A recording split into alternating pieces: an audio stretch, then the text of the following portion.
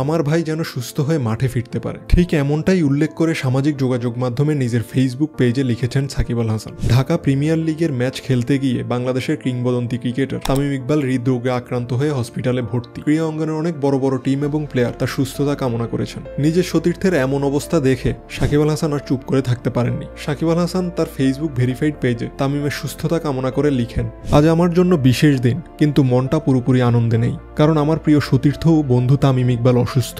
মাঠে আমরা একসঙ্গে অনেক লড়াই করেছি, অনেক স্মৃতি রয়েছে, আর সবসময় চাইবো আমাদের এই পথ চলা আরও দীর্ঘ হোক।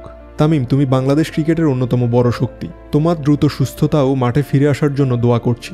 ইনশাল্লাহ তুমি খুব তাড়াতাড়ি সুস্থ হয়ে আমাদের মাঝে ফিরে আসবে। তামিমের জন্য আপনার দোয়াই হবে আমার জন্মদিনের সেরা উপহার। দোয়া করবেন আমার ভাই তামিম যেন সুস্থ হয়ে আবার মাঠে ফিরতে পারে। তিনি এই পোস্টের মাধ্যমে তামিমের জন্য সুস্থতা কামনা করেছেন এবং তামিমের জন্য দোয়া উপহার চেয়েছেন। তামিম ইকবালের এই দিনে সাকিব আল হাসানের এই পোস্ট সত্যিই উদার মনুষ্যত্বের পরিচয় দিয়েছে। পূর্বের সকল দ্বিধাদ্বন্দ্ব ভুলে জীবন মৃত্যুর এই সন্ধিক্ষণে এসে একজন আরেকজনের প্রতি যে সহমর্মিতা, তা সত্যিই ক্রিকেট প্রেমীদের মনে এক দারুণ দৃষ্টান্ত স্থাপন করবে।